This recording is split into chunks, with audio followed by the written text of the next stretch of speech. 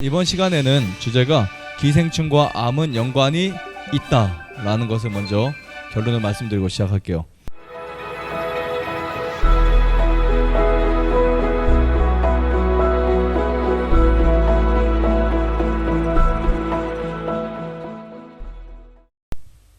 안녕하세요. 네, 행복한 시간입니다. 오늘은 암의 원인, 어떻게 이거를 찾아낼까, 또 많은 학자들이 말하고 또 최근에 아주 이슈가 되고 있는 내용 가운데 하나인데요. 기생충과 암이 관련돼 있을까? 이 부분에 대해서 우리 좀 살펴보도록 하겠습니다. 사실 오래전부터 이 기생충에 대한 문제는 많은 학자들에 의해서 다루어진 문제 중에 하나인데요. 자꾸 이제 그 일반 주류 의학에서 이것이 커트가 됐다가 다시 올라왔다가 커트가 됐다 올라왔다가 막 이게 반복되는 그 문제 중에 하나입니다. 물론 이번 시간에는 주제가 기생충과 암은 연관이 있다라는 것을 먼저 결론을 말씀드리고 시작할게요. 기생충과 암이 연관이 있다고요? 네, 충분히 가능성이 있고 기생충 때문에 암이 일어날 수 있고, 오히려 어떤 학자들에 의하면 암의 대부분 원인은 기생충이었다라는 사실을 오늘 좀 더 그쪽으로 다루도록 하겠습니다. 보시면 우리 몸은 매일 우리 몸의 면역 체계라고 하는 이 체계 활동에 의해서 매일같이 여러 가지 외부로부터 오는 그러한 그 물질과 이물질과 또 바이러스, 세균, 곰팡이, 그다음 또 기생충 이런 것들에 의해 이런 것들을 이렇게 방어하는 체계가 있습니다. 이 체계를 무슨 체계라고 한다고요? 네, 면역 체계라고 합니다. 네, 면역 체계. 이 체계가 이제 무너져 버리면, 이 면역 체계가 무너져 버리면 이제 뭐가 문제가 되냐면 세균 감염, 바이러스 감염, 기생충 감염, 그 다음에 곰팡이 문제들이 생기면서 그때부터 이제 우리 몸에 골치가 이제 생기게 됩니다. 이거 큰 문제예요.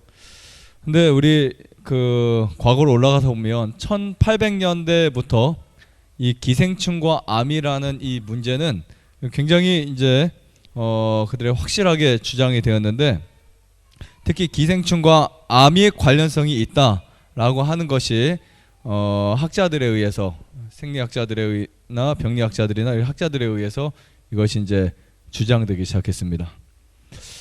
그래서 1913년에 그 스피롭테라 군의 이제 기생충이 쥐에게 위암을 발생하는 것을 증명한 병리학자가 있었죠. 요하네스 피비게르라는 사람은 이름 이겁니다. 쥐가 있는데 이 쥐가 기생충에 감염되었는데 뭐가 생겼다? 암이 생겼다는 것을 최초로 증명한 사람 중에 한 사람이에요. 그래서 이 실험을 통해서 암을 유발한 최초의 실험이라는 개념을 통해서 전 세계가 주목했고 1926년 노벨 생리의학상을 이제 수상하게 되었어요. 네. 근데 이제 시간이 좀 지나면서 죽고 돌아가신 다음에 시간이 지나면서 이 노벨 생리의학상을 받을 수 있었던 다른 사람들이 못 받게 되었고 이 사람이 받았거든요. 그러면서 이제 계속해서 실험을 했죠. 정말 쥐에게 기생충을 넣어가지고 암이 생기는지 봤더니 그 이후에는 그런 것들이 관찰이 잘 안 된 거예요. 그래서 비난의 이슈가 되었던 거죠. 비난의 이슈, 학계에서. 그래서 그런 문제점들 때문에 다시 이제 가라앉기 시작합니다. 기생충과 암이라는 문제가 계속해서 그 일반 주류의학계에서 연구가 되지 않고 이제 이렇게 침체되죠. 그러다가 이제 홀더 박사라는 사람에 의해서 다시 한번 이 문제가 크게 대두되죠. 물론 이 홀더 박사도 사실 2단시 취급된 의사이긴 합니다. 물론 이제 크게 두 가지를 주장하죠. 암의 원인이 기생충이라고 말하고, 그 다음에 그것을 해결하려면 뭐 검정 호두 껍질과 뭐 정향나무나 동결 어떤 식품들을 먹으면 암이 나을 수 있다 하는 첫 번째 방법과, 또 한 가지는 이제 파장. 네, 파장. 당시에는 그 파장이 이해할 수 없었던 그 시대에는 그것도 역시 2단으로 취급을 받았었죠. 특별히 이 홀더 박사의 논문이나 내용을 보면 그냥 간단하게 말씀드리면 이런 겁니다. 모든 환자에게서 특히 암 환자, 기생충이 발견되었다라고 하는 것이 이제 그의 어떠한 책의 가장 큰 하나의 핵심이고요. 그다음 두 번째는 당뇨병에서도 원인을 봤더니 췌장에 기생충이 있었다라는 이론이 이제 만들어졌죠. 그래서 뭐 날 것을 먹지 마라, 날 것을 먹을 때는 어떻게 해서 먹어라 이런 뭐 지침들이 있는데 뭐 그런 부분들 우리가 나중에 또 살펴보고요. 그 다음에 이제 또 알퐁스 웨버라고 하는 이 닥터는 1960년대에서 80년대에 걸쳐서 광범위하게 이제 현미경 관찰을 실험을 통해서 다시 한번 또 이 문제를 다시 한번 확인을 시킵니다. 암 환자의 혈액 속에서요, 이제 미세 몇 미리 뭐 그 미세 기생충의 촌충이죠. 그런 아주 작은 그 미세 기생충들을 확인했는데 이것을 비디오로 녹음해서 자료까지 남겼어요. 그 자료가 아주 많이 있습니다. 세포 속에 무엇을 발견한 거예요? 우리가 그 현미경의 혈액을 관찰하다 보면 거기에 꿈틀거리는 것들 있죠. 그런 것들을 발견해서 당시에 사람들이 여기에 대해서 무지할 때 기생충이 암을 유발시킨다는 것을 이제 다시 한번 이제 이야기를 합니다. 특별히 이 미세 기생충의 크기는 0.002mm의 크기로 일반 혈액에서 검출되지 않는다고 정의하는데요. 모든 암 환자의 암세포와 암 환자의 혈액에서 생명력이 지독한 이 미세 기생충이 발견되었다라는 사실을 이야기합니다. 그럼 나도 이 기생충의 문제가 아닐까? 뭐 이런 생각을 할 수가 있겠죠. 어쨌든 우리가 그런 문제를 오늘 시간에는 제가 개요를 말씀드리는 거예요. 이 암과 기생충이 어떤 관계가 있는지, 그리고 다음 시간에는 제가 그것을 해결하는 방법, 어떻게 그걸 우리가 해결해야 하는지 이 부분을 나눠서 이야기를 하겠습니다. 자, 기생충의 문제를 보면 사실 우리는 일반적으로 우리나라가 그 광복절 해방 이전에나 그 후까지도 이 기생충 때문에 참 많이 그 고생한 나라기도 하죠. 전 세계가 사실은 기생충 집단 사멸 뭐 이런 것들, 우리나라 옛날에 혹시 그 보면 뭐 이렇게 학교에서 먹고 그러고 배반 검사해가지고 이제 그 내고 막 그랬었잖아요. 정말 기생충이 많았죠. 회충 뭐 이런 충들이. 그런데 이게 가난한 국가들만 문제가 아니고요. 기생충은 요충, 편충, 십이지향충, 회충 외에도 수많은 기생충이 있어요. 몇백 개 내지 1000마리 이상, 1000개 이상의 기생충, 거의 알려진 기생충들은 거의 한 120, 30개로 알려져 있는데 정확히 저도 뭐 확실하게는 모르겠습니다만 어쨌든 굉장히 많은 이제 기생충들이 있다는 게 이제 밝혀졌죠. 얘네들은 거의 숙주를 하잖아요. 숙주를. 그런데 이제 중간 숙주와 그냥 완전 숙주가 있죠. 우리 연가시 혹시 아세요? 연가시? 한동안 뭐 영화로 나왔다는데 연가시도 기생충의 일종인데 그거에 감염이 되면 사람이 물에 빠져서 죽는 그런 거 있잖아요. 네, 그거는 사실이 아니고 사실은요. 사람의 뇌의 구조와 이 곤충의 뇌의 구조가 다르기 때문에 그리고 연가시가 우리 몸에 숙주하지 않고요. 또 특정 어떤 곤충들에 숙주하는 거죠. 그리고 그 다르기 때문에 이제 사람이 거기에 감염돼서 그거는 뭐 사실 없는 허구의 이야기라고 보시면 되고요. 자, 그러나 이제 중요한 것은 한국의 기생충 집단 사례의 성공적인 국가라는 것은 뭐 전 세계가 인정했던 우리나라 같은 경우도 그렇죠. 옛날에 기생충이 참 많았는데 지금 거의 다 없어졌다라고 할 정도로 성공적인 나라예요. 그런데 이 간 흡충과 말라리아의 재유행이 시작되기 시작했어요. 말라리아의 이 기생충은요, 사람의 몸속에서 다시 한번 퍼져 나오고 있고, 특별히 간암이나 담도암을 일으키는 대부분의 암들이 일으키는 이 간 흡충이라고 하는 이 기생충은 지금도 우리나라 사람들에게 아주 많이 있는 것으로 알려져 있습니다. 이런 게 심각한 문제죠. 그래서 저는 이 문제를 어떻게 해결해야 할까? 그래서 성경을 보게 되었어요. 우리 이사야 66장 17절에 보면 돼지고기와 가증한 물건과 자 무엇을요? 쥐를 먹는 자가 다 함께 망하리라 여호와의 말씀이니라. 네. 사실 가장 큰 문제를 일으키는 곳이 무엇이라고요? 고기라고요. 네. 그러니까 그냥 여러분들에게 뭐 이게 해결책일 수도 있어요. 고기들, 물고기, 생선, 다슬기 이런 것들 있죠. 그런 가장 큰 문제가 될 수 있어요. 물론 야채 뭐 이런 게도 해충이 있지만 뭐 기생충이 다 나쁜 거 아닙니다. 기생충 무조건 나쁜 거 아니에요. 네, 기생충이 뭐 무조건 얘는 나쁜 놈이야 막 이렇게 생각할 필요는 없어요. 네.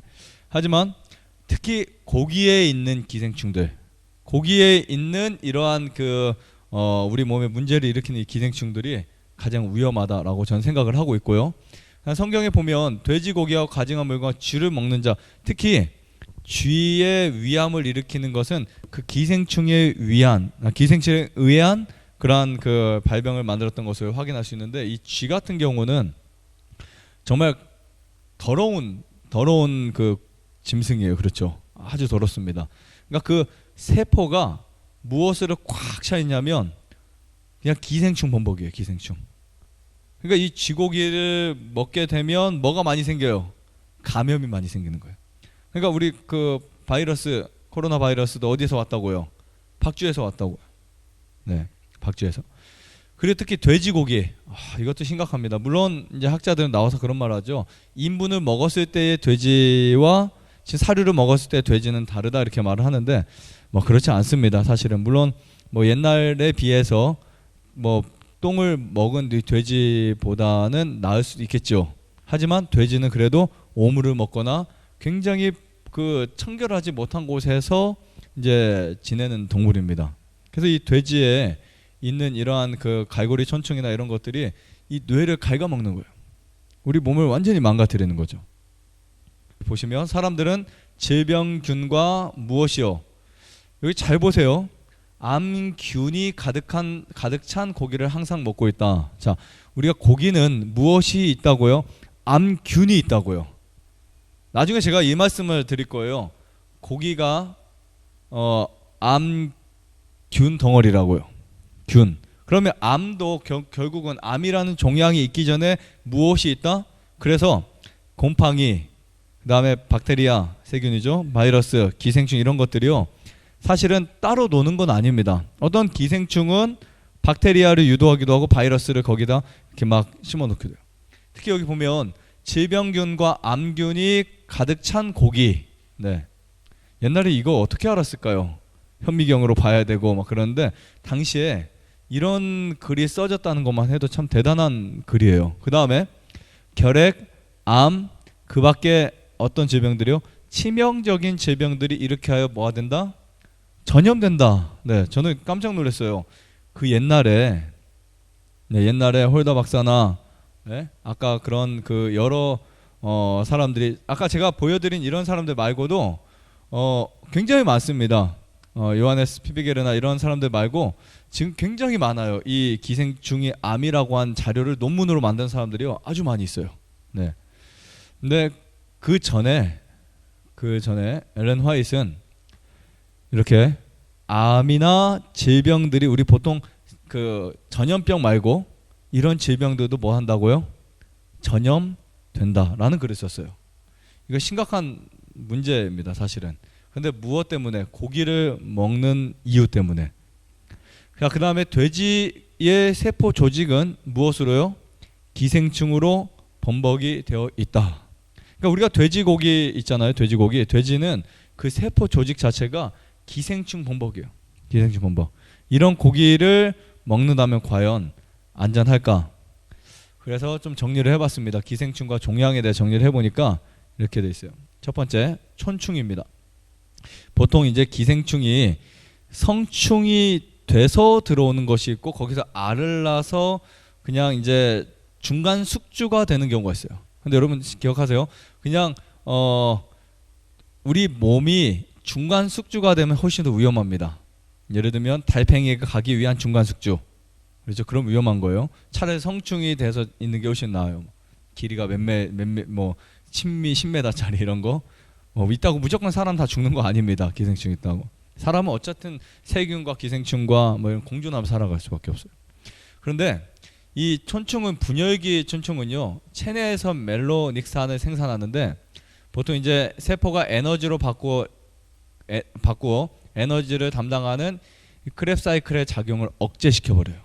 자, 그렇게 되면서 이제 단백질의 문제를 일으킵니다. 특히 우리 몸은 일반적으로 매일 항생제를 만들어내요. 항생제를 우리 몸 자체에서 근데 이 중요한 것은 이 분열기 촌충이 무엇을 형성할 수 있다고요? 박테리아를 형성해요. 거기서 박테리아를 형성해가지고 우리 몸을 훨씬 더 이제 망가뜨립니다. 그러니까 자꾸 우리 몸을 나약하게 만드는 거예요. 그러면 그때 이제 인체에서 스스로 항생제를 만들겠죠. 이게 이제 반복이 되는 거예요. 정상세포의 활동에 의해서 하다 보니까 이제 뭐가 생긴다? 암이 생기는 거예요. 네. 그 다음에 이제 이 문제를 보면 장기적으로 이 그 항생제가 우리 몸에서 만들어지면 반드시 뭐가 중단되냐면 단백질 형성을 중단시킬 수 있어요. 그렇게 되면 병든 세포가 단백질을 이제 취하게 될 때 그때부터 이제 종양이 조금씩 생기게 됩니다. 그래서 학자들은 이런 말을 하죠. 암이 있는 곳에 무엇도 있었다? 기생충도 있었다. 물론 이 이야기는 제가 세균을 강의할 때와 똑같은 이야기이기도 해요. 결론은. 그러니까 우리가 기생충이 서식할 수 없는 몸을 만들면 되겠죠. 네, 그 문제는 제가 다음 시간에 이야기를 할 거고요. 자, 두 번째 보시면 회충이 있어요. 회충. 우리 많이 아시죠? 회충. 근데 이것도 역시 직접적이진 않겠지만 간접적으로도 여러분들 종양을 만들어낼 수 있는 이유가 있습니다. 보통 우리가 그 유리기라고 하죠. 활성산소의 어떠한 그 과다 비타민 C를 회충은 산화를 시켜버려요. 그래서 수소 원자가 이제 없어집니다. 사라집니다. 수소 원자가 사라진다는 말은 세포가 생명체를 잃는다는 거예요. 네. 그다음 세 번째 장 흡충이 있어요. 이제 장에서 기생하는 흡충류인데요. 우리 학명을 보면 파시올룹 시스버스키라고 하는데 주로 인간에게서 기생하는 기생충입니다. 인간에 기생하는 기생충인데 일반적으로 장내에 숙주하며 살아가다가 기생충이 증가되면 이제 병이 돼요. 지금 이 말은 뭐냐면 우리 장내에 기생충이 뭐 없이 살아갈 수 있을까요? 사실은요. 그렇게 쉽지는 않겠죠. 그러면은 기생충이 일정 수는 있지만 일정 수보다 훨씬 더 한두 마리가 있어서 내가 먹는 밥 좀 뺏어 먹고 내가 먹는 그냥 이렇게 야채 좀 이렇게 뺏어 먹을 수 있겠지만 그게 이제 수가 많아지면 어떻게 돼요? 병이 되는 거예요. 수가 많아지면. 그러니까 우리 몸은요. 언제라도 죽으면 해결할 준비가 돼 있어요. 이 말은 뭐냐면 우리 몸에서 어떤 반응, 과정이 생기면 거기에 대비해서 몸을 산화시키고 몸을 다시 환원시킬 수 있는 구조가 이미 다 있어요. 그게 사실 기생충도 그 중에 하나거든요. 근데 이 장 흡충을 보면 이제 알을 막 이제 수천 개씩 막 낳아가지고 이렇게 자기가 살아가는데 그러니까 사람의 속에서 있다가 이제 나가죠. 사람에 있다가 이제 배변이 되면 달팽이가 사는 곳으로 이제 갑니다. 근데 떠나기 전에 반드시 또 거기서 남겨놓고 가죠. 네. 근데 이런 기생충의 숫자를 조절할 수 있는 게 사실은 어떻게 보면 우리 면역체계거든요. 면역체계. 그리고 자연에서도 이런 것들이 참 많이 있습니다. 이것을 제어하고 관리할 수 있는 방법들. 특히 유방에서 이게 발견되면 유방암, 전립선에서 생명주기를 시작하면 전립선암이 될 확률이 아주 커요. 네. 그러니까 우리가 혈액을 타고 돌아다니다가 그 혈관에서 가스가 나오는 그 지점에서 기생충 그 아주 미세 기생충이 나와버려서 이제 서식할 수 있도록 만들어지는 거죠. 근데 그것이 어디에서 시작하고 어디에서 이제 노폐물이 쌓이면서 시작하느냐에 따라서 암이 될 수 있다라고 하는 것들을 이제 말씀드릴 수 있습니다. 특별히 이 중간 숙주가 달팽이에서 일어나는데 사실은 보통 일반적으로 이 장 흡충은요. 장 흡충은 사람에게 살 수 있는 그 기생충이 성충이에요. 다 자란 긴 성충인데 인체의 화학 용해 물질이 축적되면 달팽이의 중간 숙주를 거치지 않고도 인체가 중간 숙주가 될 수 있어요. 네, 이거 이렇게 되면 큰 문제겠죠. 그러니까 인간이 거기에서 처음부터 이 기생충, 이 장흡충이 살아가게 되면 이제 문제가 될 수 있습니다. 근데 왜 이런 과정이 생기냐? 화학적인 우리 그런 것도 많이 쓰죠. 화학 산프라든지 화학 물질이라든지 그런 걸 이제 많이 쓰니까 이제 문제가 되는 거예요. 자, 그 다음에 오토포스토 타이로신이라고 하는 용어를 들어보신 분들도 있을 거예요. 이건 뭐냐면 종양 성장 물질이라고 합니다. 종양 성장 물질, 양성암을 악성암으로 바꾸기도 한다라고 보시면 돼요. 보통 이제 우리가 병원에서 검사하면 선종이나 양성암이나 혹은 또 어떤 경우는 뭐 위에 그 무슨 뭐 있죠, 위염들, 네, 그런 것들이나 또 양성 선한 암, 착한 암들을 악성으로 바꿔버리는 작용을 하는 물질이에요. 때때로 일반적인 이제 치료들이 문제를 만들기도 해요. 방사선, 항암 치료, 수술, 거기 잘못 건드리면 문제가 될 수 있어요. 근데 기생충에 의해서도 이 물질이 만들어진다는 것이 또 역시 학회가 증명을 했죠.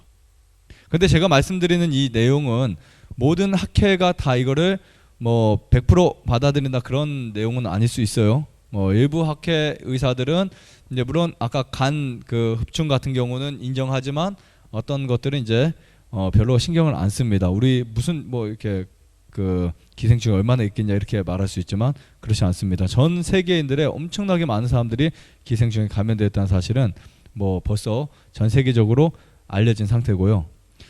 그 다음에 이 물질이 종양을 이제 분석을 해보면 성장인자와 이 종양을 떼서 분석을 해보면 거기에 성장인자와 그 다음에 장흡충이 나타나요. 두 개 다 비슷한 비슷한 맥락을 갖고 있습니다. 두 개 다. 그런데 이 장흡충의 유충과 이소프로필 알코올의 관계를 보면 이거 심각해요. 이 장흡충이 이소프로필 알코올 때문에 이제 지금 이러한 오토포스토 타이로신이라고 하는 무엇을 생산하게 된다고요? 종양을 만들어내는 이 독소를 이제 생산하게 돼요. 특별히 이소프로필 알코올은 어디에 들어있냐면 여러분들이 드시는 음식에도 있을 수 있고 그 다음에 화장품에 사용되는 알코올 있죠. 그런 것들을 통해서 들어올 수 있어요. 이런 부분들을 우리가 좀 더 살펴보면 좋겠고요. 여기 보시면 암을 옮기는 기생충이 발견되었다 2015년에 기사에 났던 거 많이 보셨을 거예요. 네. 보면 간암 진단받은 이 콜롬비아 40대 남성에게서 암에 걸린 기생충을 발견해서 전이된 것을 발견했죠. 이게 뭐냐면 검사를 해보니까 기생충이 뭐가 걸려 있었어요? 암이 걸렸었어요. 그래서 그 사람, 이 콜롬비아 이 사람이 암 걸린 부분을 떼서 검사를 해보니까 일반 암하고 다른 거예요. 그러니까 기생충에서 걸린 암이 그 사람에게도 전염이 된 거죠. 아까 우리 읽었었죠. 암이 어떻게 된다고요? 전염된다고요. 그러니까 이거는 지금 이것이 밝혀진 거지 과거에도 그래왔고 앞으로도 그래왔고 지금도 그래오는 사람들이 많을 거라고요. 자, 이런 식입니다. 기생충이 DNA가 문제가 되면 암이 생기게 돼서 우리 몸에 침투하게 되는 굉장히 심각한 문제고요. 논문에도 보면 이렇게 간 흡충이 암을 만들었는데 암 세포에 대한 거부 반응의 억제를 이제 스위치를 꺼버리는 그러니까 심각한 이 문제들이 우리가 이런 그 자료나 보도나 연구 논문들을 통해서 알 수 있습니다. 특별히 우리 회를 먹죠. 회를 섭취한 후에 생길 수 있는 기생충도 세계보건기구가 지정한 발암물질 1급이라고 이렇게 표현을 했고요. 이 기생충의 활동을 보면 작은 것부터 큰 것까지 그리고 또 어떤 것들은요 열을 올려도요 죽지 않아요. 그러니까 다 죽은 것 같은데 생명체가 사라진 것 같은데 다시 수분이 딱 들어오면 또 다시 활동해요. 기생충은 어떤 기생충? 천충들이요. 아주 미세 천충들은 또 활동을 합니다. 그래서 뭐 정말 이런 문제들은요 우리가 면역이 강해야만 해결할 수 있어요. 면역이 강하고 여러분들이 우선 좀 먹지 말아야 될 거 그리고 기생충의 어떠한 숙주가 될 만한 기생충의 먹잇감이 될 만한 것들을 피해줘야 아무래도 숙주의 역할을 좀 덜 하시겠죠. 자, 물고기와 기생충을 보면 이 간 흡충 간디스토마라고 하는 1mm에서 25mm 정도 되는 아주 작은 이거는 지금 우리나라 의학회에서도 이 부분은 굉장히 많이 알려져 있습니다. 민물고기에 주로 있는데요. 간암, 담도암, 강경암, 황달을 유발한다라고 이제 벌써 나와 있고 간암이나 담도암, 특히 담도암에 걸린 사람 중에 10% 이상이 이 기생충에 감염되어서 걸렸다라는 이야기도 있습니다. 그다음에 이제 폐흡충 있죠. 페디스토마 7mm에서 20mm 정도가 되는데 가재, 다슬기 뭐 이런 그 잡아서 우리 먹는 거 있죠. 그런 데서 이제 많이 있습니다. 특히 이것을 그 기생충이 들어오면 뇌로 우리 뇌의 어떤 신경에 문제를 일으키면 간질이 생기는 거예요. 간질. 또 어떤 기생충은 실명을 시키는 기생충도 있어요. 진짜로 실명, 눈이 실명이 돼버려요. 네, 구토 뭐 이런 것들. 그 다음에 이형흡충, 조개류나 숭어 아시죠? 숭어 이런 것에 기생하는데 그러죠. 설사 그 장염이 생겨서 그런 부분들을 일으킵니다. 그 다음에 이제 장흡충, 굉장히 작죠. 1mm에서 2mm 정도. 은어, 아주 작은 고기들에 있어요. 피라미, 황어, 농어, 다슬기 등에 기생하는데 거의 혈변, 설사 유발, 장염, 복통까지 이렇게 유발을 시킵니다. 그 다음 밑에 여기 보시면 지금 이거는 이제 미국에서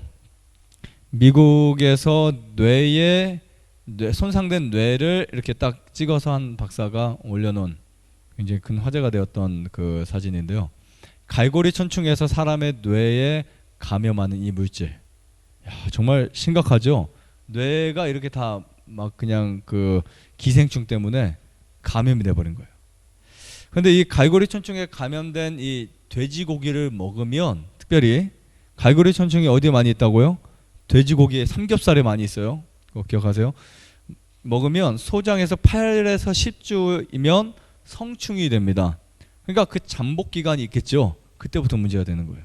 물론 우리나라에서 뭐 없다 있다 이렇게 말하는 그 굉장히 그러한 부분이 있는데, 뭐 거의 돼지고기 없다 이렇게 말하는 부분이 있는데 천만의 말씀이에요. 네, 돼지에 있을 확률이 아주 높습니다. 그러니까 주의를 하셔야 된다. 고기는 안 드셔야 되겠죠. 네. 미국 농림부에 글을 보면 육류에 1200개 이상의 유충이 있고요. 기생충은 10년 동안 뭐가 없을 수도 있다고요. 증상이 없을 수도 있고 몸에 숙주하며 살아갈 수도 있다. 심각한 문제예요. 그런데 이렇게 살아가다가 언제 걔가 이제 활성화될까? 몸에 면역이 약해지면 그때는 이제 갑자기 자기 세상이 돼버려요. 네, 자기 세상에 다니면서 약한 곳에 가서 뭐를 만들어낸다고요? 질병을 만드는 원인이 된다는 사실을 우리가 이해할 수 있습니다. 그래서 제가 찾아봤어요. 왜 기생충이 증가하지? 네, 기생충 질환들이 왜 증가하지? 이렇게 좀 살펴보니까 저는 이렇게 생각합니다. 생선이나 육류, 기타 먹거리 주의하실 부분이에요. 생선, 육류, 뭐 먹거리에서 주의 좀 많이 하시고요. 그 다음에 증가하는 이유를 봤더니 이제 전 세계를 다니면서 말라리아, 뭐 감염되는 것들이 사실은 그대로 들어와서 전염이 됩니다. 그 다음에 세 번째는 애완동물들. 그 다음에 물론 개회충은 사람에게 거의 옮겨지지 않는다는 말은 하지만 그래도 그거 말고도 우리가 보이고 보이지 않는 굉장히 많은 회충들이 들어올 수 있거든요. 특히 쥐가 최고 문제예요. 쥐. 그러니까 이 쥐가 다닌 곳에 쥐가 먹었던 음식을 같이 먹거나, 그렇죠. 닿았던 것, 쥐가 소변이나 변을 쌌던 거, 똥을 쌌던 거 그런 것들을 닦아서 먹고 이러면 안 됩니다. 쥐가 지나간 것은 버리세요. 그래서 그런 말 있죠. 성경에 쥐는 가증하니까 뭐 하지도 말라고요?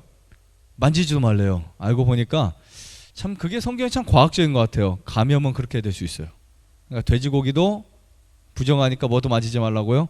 사체도 만지지 말라고. 앞으로 요리하면 안 되겠죠? 네. 자, 그 다음에 면역 억제제 많이 사용하죠, 요즘에. 아닌가요?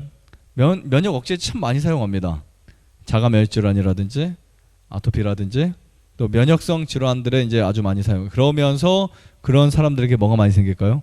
알고 보니까 그 에이즈나 면역이 약한 사람들이 사실 더 잘 걸려요. 기생충이. 그래서 이거 굉장히 우리가 중요하게 생각할 문제라고 생각합니다. 자, 마지막으로 주의할 거. 물론 제가 이제 다음번에는 어떻게 기생충을 해결할 수 있을까? 천연적으로 어떻게 우리가 이것을 관리할 수 있을까를 제가 또 이제 다른 자료로 말씀드릴 텐데, 우선 이것만 주의하자고요. 먼저 기생충이 먹고 사는 것을 파악합니다. 예를 들면 기생충이 좋아하는 것을 피해줘야 되겠죠.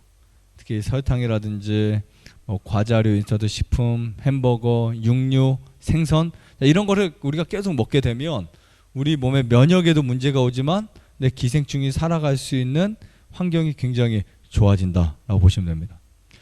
물론 이런 경우가 있어요. 옛날 사람들은 사실 이럴 것 같으면 옛날 사람 다 암 걸리지 않았냐 이렇게 말할 수 있어요. 근데 암을 일으키는 이 미세 기생충들이 있는 거고요. 천충들이 있는 거고, 우리가 노폐물이 많지 않거나 면역이 좋으면 기생충도 크게 문제가 안 될 수 있다는 거. 네.